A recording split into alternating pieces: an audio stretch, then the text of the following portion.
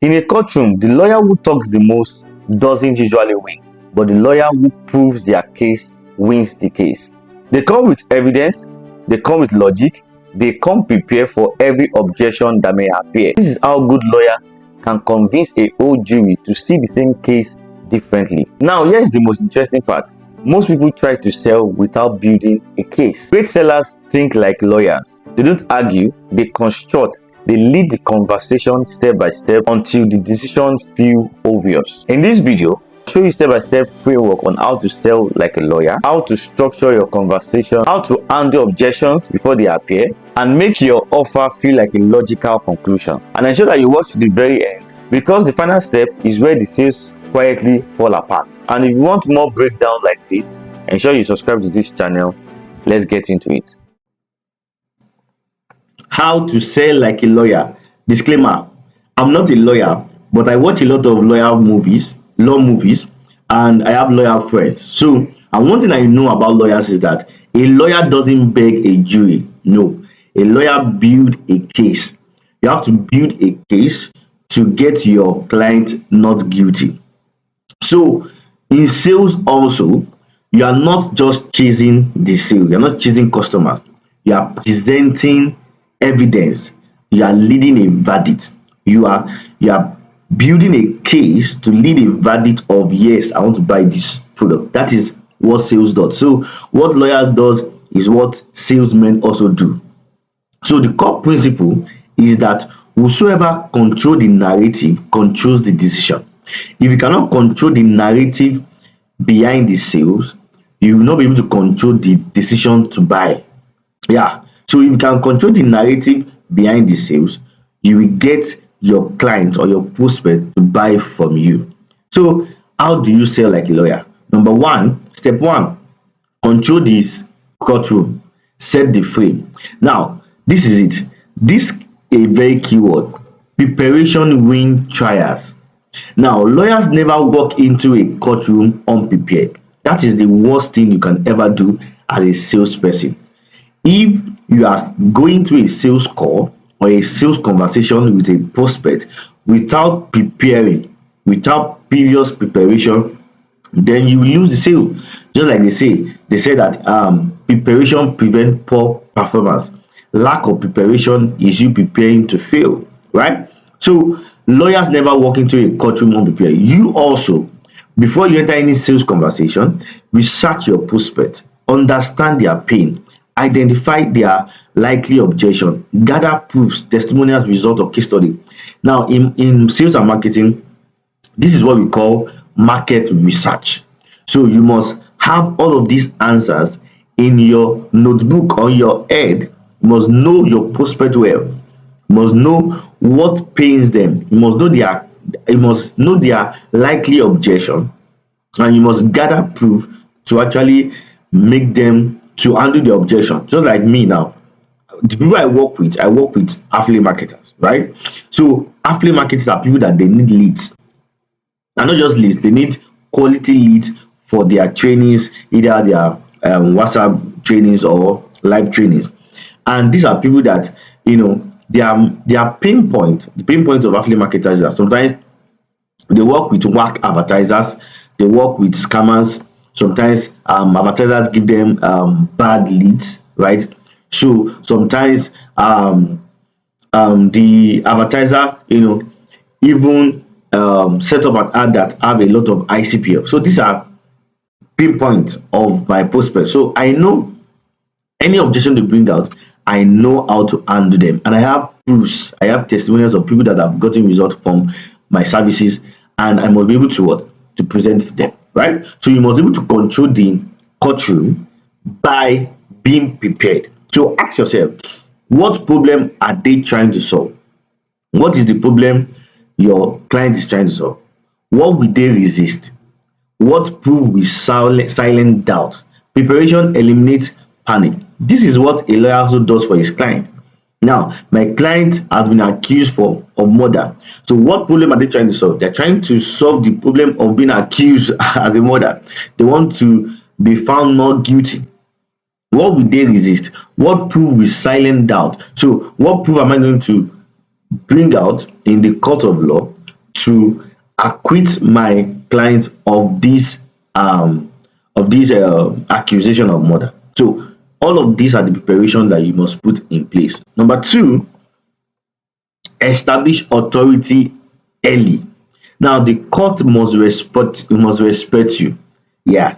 Lawyers establish credibility immediately. In sales, you must position yourself as an expert, you must set expectation, you must control the structure of the conversation. Example, you ask your client, let me ask a few questions so I can understand if this is even a good fit for you. Now this flip the power dynamics, because authority reduce objection before they appear. So if you don't establish yourself as an authority, objection will be so high because they are doubting your expertise. But if early in the conversation you already let them know that, like for me now, as a advertiser, I can say maybe I just get on a call with a client and say, okay, I want to run, and I was like, and I'll be like, okay, are you an affiliate marketer? I say yes. That's okay. In the last 6 months, I've ran ad for over 800 affiliate marketers, and I've helped them win sales challenge. Now that alone let them know that, okay, this guy knows what he's doing. This guy is an expert. So the way they will talk to me, they will talk to me in a respectable way. They will talk to me like someone that knows what he's doing, right?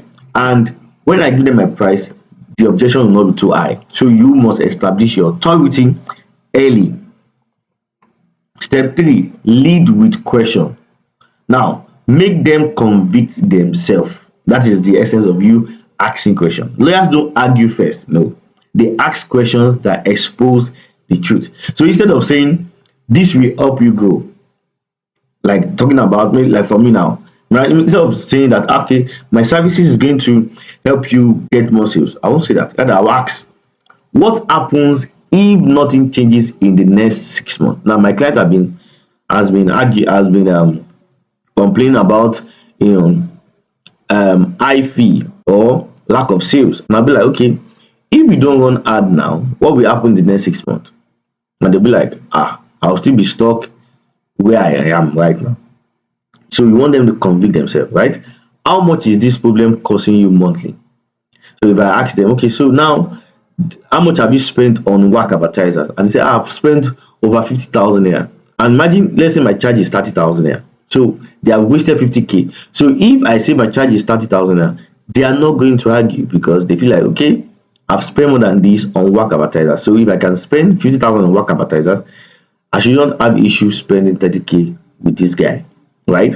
So another question I can ask, why haven't you solved it yet? Why haven't you solved it yet? So when they verbalize the pain, you don't need to push. People believe what they say more than what you say. And you need to know that in sales conversation. People believe what they say than what you tell them. So that's why you ask questions. You ask questions for them to say what they believe. So from what they believe, you now use it to close them. You get it? So you are asking questions for them to convict themselves. And that's what you see in the court of law. If you actually go to court, you will see a defense lawyer trying to ask someone that is persecuting their client. You ask them some questions, and when they begin to ask some questions, they'll be like, those questions will kind of convict the persecutors rather than the person that is being persecuted. Do you get it? So ask questions. Step 4, present evidence, not hype. Show exhibit. Now in the court dictionary, we call it exhibit. Now in court, opinion don't win, evidence does, and that's what you must also emulate in sales. Present case study, present screenshot, specific numbers, client result, before and after story. If you go to my Facebook page, these are the things I put out as content. Case studies of someone I work with, how much we spent, how much we achieve, and all of that. Screenshot of results, screenshot of testimonials from clients, screenshot of reviews, specific numbers. Okay, I worked with so number of people in last month, and 10 of them actually won a sales challenge based on my quality leads and all of that, right? Client result, You show it before and after story. Okay, maybe a client come to you lamenting, I've been into affiliate marketing for over 2 years, I've not made any sales. That's their before story. Then after I run ad for them and they got result, so I'm going to now screenshot each of them, put it in a picture, post online before and after, right? So before and after stories. So these are evidence to show that you're actually good at what you are doing or what you claim. So instead of telling them that this work, just say client of mine implemented this and increased revenue by 32% in 60 days. So specificity builds certainty. When you are able to tell your client, your prospect, a specific result that others have gotten based on your services or product, they tend to trust you. Don't just say, around, no, be specific. Do you get it? So step 5, handle objection like a lawyer. Now, objections are cross-examination in the court setting. But when someone objects, don't defend, investigate. And this is the framework I want you to follow. Number 1, clarify what specifically concerned. Now, someone is, you have presented all your offers and all of that, and the person is saying, I'll get back to you. Then don't just let them go. Ask questions. What are you really concerned about? Why are you not buying the offer now? Isolate, clarify, isolate, reframe, and confirm. Isolate is that the only thing holding you back? Like someone is asking you that, okay, someone say, okay, I don't have money, and you be like, is that the only thing that is holding you back? Because the truth is that many a times there's always other reasons. And if your client don't tell you the reasons why they are holding back, you might not be able to handle the objection. So always isolate the problem. Reframe, provide a logical counter evidence. Something that now what they are holding on as an objection, provide a counter evidence to show that what they are holding on to does not hold water. Right? Imagine a lawyer that is defending someone that have been accused of rape. So you can, and you have to provide evidence that counter the accusation. You get? So confirm, does that make sense? Confirm, ask question, does that make sense?